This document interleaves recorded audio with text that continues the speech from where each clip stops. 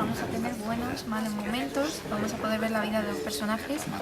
¿Podrá ser una especie de medicina para todos los espectadores y de olvidarse del resto del mundo durante la función? Hombre, lo que pasa es que yo creo que Los hijos de Kennedy tienen una ventaja, que no es de ninguna manera una función anestesiante. Al contrario, es como una inyección de vitaminas y de ideas para hacer revivir. Yo creo que viendo Los hijos de Kennedy va a ser imposible estar sentado aquí en esta butaca sin que la cabeza esté dando vueltas continuamente y apareciendo imágenes. Ahí en escena van a aparecer muchas imágenes de esa época y vamos a oír sonidos y canciones de la época, y eso va a despertar una inmensa cantidad de recuerdos a gran parte del público. Por lo tanto, yo creo que el público lo que va a vivir es casi una experiencia viva, más que ver una función de teatro, porque es todas aquellas personas que estén sentadas en estas butacas, que tengan más de 50 años, guardan un recuerdo muy directo de los 60. Y aquellos que tienen menos de 50 años, que son una gran mayoría también, tienen muy presente esa época, porque todavía en la música popular estamos viviendo de esa época. No hay nadie que no sepa quién es Mamas and the Papas, Bob Dylan, los Beatles, los Rolling y demás.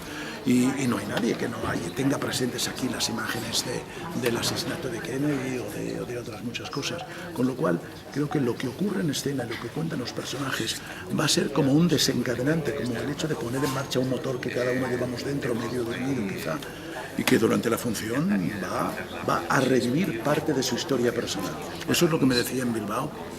Hace una semana, a la salida del teatro, nos estaban esperando un grupo de gente, bueno, debo decir matrimonios que tenían sus 50 años, ¿no? Y estaban como conmocionados porque nos decían, hemos venido sin saber de qué iba la función, sin saber nada, hemos venido solo atraídos por el prestigio del equipo de la función, y estamos absolutamente aturdidos porque hemos hecho una inmersión, un viaje por nuestras propias biografías. Creo que ese es uno de los valores fundamentales, y eso es bueno que ocurra cuando vas al teatro, ¿no? Que no estés simplemente pasivo en la butaca, sino que Va a ser bonito por todos los recuerdos. claro, que te haga revivir realmente. Cada espectador va a vivir su propia biografía a través de lo que oiga y vea en escena. ¿Cómo ha evolucionado la obra desde su estreno en Bilbao? Maravillosamente bien. Sí, no, fantásticamente. ¿Qué vibraciones ha dado también? ¿Cómo? ¿Qué vibraciones ha aportado? Mira, lógicamente el primer contacto con el público fue en Bilbao, pues el día 26 de septiembre, y en Bilbao se hicieron 5 funciones con el teatro abarrotado en la Arriaga de Bilbao, que son 1.200 personas hasta la última butaca llena, lo cual habla de las expectativas que ha despertado la función. Y había un miedo enorme, lógicamente, los actores y yo mismo, como actor también que soy, tenemos un miedo enorme al primer contacto con el público. Desde el primer momento el público se enganchó, quiso engancharse, y lo que tú decías, estaba reviviendo su propia biografía y se reía de lo más impensable. Es decir, hay por ejemplo ahí de repente unas ciertas por parte del personaje de Rona, que era la activista hippie. Hay bastantes alusiones y se habla mucho de lo que fue el descubrimiento de las drogas y del LSD y demás. Es curioso la cantidad de risas de complicidad que se despertaban en el público. Cuando un personaje dice, y aquella tarde descubrí, me dieron un cigarrillo de marihuana y fumé y empecé a ver el mundo de otro color. Y de repente las risas que había en el público eran risas de complicidad. Porque contar eso no es divertido. Si el público se ríe es porque recuerda el momento en que él también vivió. Y luego las funciones, las 5 de Bilbao y las 2 de Pamplona de la semana pasada, 7 funciones, son las 7 funciones necesarias, justas, para que los actores tomen la confianza suficiente en un espectáculo que no es nada fácil, porque los 5 actores no se hablan nunca entre ellos, en ningún momento. Eso es una forma muy difícil, y hablan todos con el público. Y no todos los actores están acostumbrados ni tienen el valor suficiente para hablar con el público y comunicarse de manera tan directa, ¿no? Y les ha servido para afianzarse en eso que ya habíamos practicado mucho en los ensayos. O sea que yo creo que el espectáculo llega a Madrid en el momento justo, punto de caramelo. Has presentado en la rueda de prensa a los personajes. ¿Cuál consideras que es el mejor defecto y la peor virtud de cada uno de ellos? Eso supone 5 por 2, 10 respuestas, ¿no? Múltiple. A ver, oye, ¿qué así de repente? Pues empecemos por Mark, el chico jovencito al que se llevan a la guerra del Vietnam, pues lo mejor de él,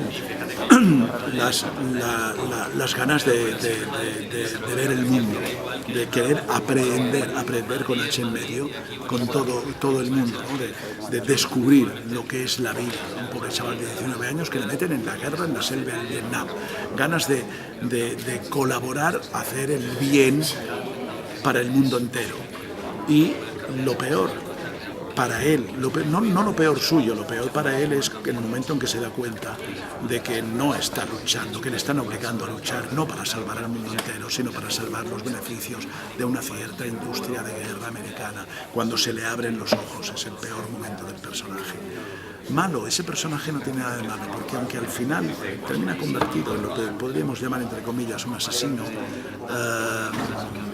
no lo ha elegido él voluntariamente, ni casi lo ha elegido él, le han llevado las circunstancias. Si lo hubieran dejado en su pueblo, no se lo hubieran llevado al Vietnam, seguro que ese personaje hubiera tenido otro camino. El personaje de Carla, que es el que interpreta a Maribel, tiene una ternura inmensa. Es la pobre chica, como hoy en día las hay muchas, que llega a una gran ciudad queriendo ser actriz, con 16, 17 años, pero sin un duro en el bolsillo y dispuesta a hacer lo que sea para pagarse unas clases, unos cursos, y con la obsesión de ser famosa, quizá equivocada, porque para ser actriz y para ser famosa, lo que sea, hay que tener talento. Pero llegan cada día tanta gente, los hemos conocido a tantas y a tantos, que ellos quieren, pero se ve que no pueden porque les falta lo fundamental, que es el talento. Eso está en el personaje de Carla, eso es lo mejor de ello, que cree mucho en sí misma. Lo peor de ello es que ninguno de los personajes tiene nada malo, porque le quiero tanto después de tanto tiempo de convivir con ellos. Lo peor que le pasa, que no es lo peor de ella, como antes con Mar, lo peor que le pasa a Carla es creerse en su ingenuidad, eso que el día que se entera de la muerte de Marilyn, ella dice, qué bien, ha quedado un puesto libre, el de Marilyn, ese es el puesto que voy a ocupar. Qué ingenua, ¿no? Qué pobre chica, sin darse cuenta de que al mismo tiempo que ella estaba diciendo esto, lo estaban diciendo también 5 millones de chicas que querían ocupar el puesto de Marilyn, esa falta de visión de la realidad. El personaje de Rona, yo creo que el personaje de Rona, que es el que hace Arianna, yo creo que es el más lúcido de los 5 personajes. Debo decir que a mí es el personaje que más me gusta, con el que me siento más identificado, porque es la persona que con 18 años y 19 estuvo activa durante los 60, estaba en la cabeza de todas las manifestaciones, viajaba por todo Estados Unidos para ir a una manifestación en Chicago, a otra en Washington, a otra en San Francisco, luchaba y se comprometía y daba la cara con las pancartas y se peleaba con la policía y recibió muchos porrazos. Yo aquí viví una época también, quizá no tan en primera línea, pero yo sé lo que es correr delante de los grises por la Gran Vía y por Plaza España en los años 60 y 70. Y es el personaje que me gusta mucho porque creo que lo más positivo, más allá de ese actuar de esa época que era muy positivo, lo más positivo suyo es que ahora, pasados unos años, en el 74, cuando ella nos lo cuenta, aun siendo consciente de su fracaso, sigue empeñada en comunicarnos a nosotros que la estamos escuchando la necesidad de seguir luchando y sigue creyendo que aquello que hicieron fue bueno. Y está dispuesta a hacerlo de nuevo, aunque ahora tiene, como descubriréis a ver la función en el que adelantar, tiene una vida mucho más complicada, con unos problemas familiares y de pareja, pero ella está dispuesta a seguir luchando. Es, yo creo que de todos la única más positiva. El personaje de Fernando es un actor, me siento muy identificado con él. ¿Qué tiene de bueno? Pues eso, que cree que no se puede estar parado y que la cultura se puede hacer y que el teatro se puede hacer en cualquier sitio, que es lo que nos cuenta todo el nacimiento de la cultura underground, que nació realmente en los 60 y más concretamente del teatro underground. Como en Nueva York empezó ese movimiento que ahora ya nos parece muy normal, que es el llamado Off-Broadway, o el Off-Broadway, donde se empezó a hacer teatro en pequeños garajes, y eso es lo que estamos viendo aquí, la Casa de la Portera, el microteatro por dinero, la gente que no consigue llegar o porque la industria ha perdido mucho y no tiene puestos de trabajo para todo el mundo, hay gente que se empeña en lo que sea, pero lo que quiere es comunicarse, hacer teatro y ser creativa. Eso es lo que tiene Sparger. Nos cuenta Sparger cómo era esa gente con la que él convivía en el Nueva York del Village y del Soho, y es el que el más cercano a nosotros, porque yo estoy oyendo a Sparger lo que cuenta y estoy viendo a cientos de actores jóvenes de los que conozco hoy en día que están haciendo lo mismo. Lo peor de Sparger, pues quizá un poco lo mismo que Carla. El no saber medir, no darse cuenta, no tener una idea objetiva de cuáles son sus capacidades. Él también creía que era un gran actor y él también se quedó a medio camino. En este oficio nuestro nunca se sabe, porque uno decide que es muy buen actor, pero no depende que lo decidas tú, depende que lo decidan también los directores, los productores y el público, ¿no? Y ahí Sparger también se queda roto.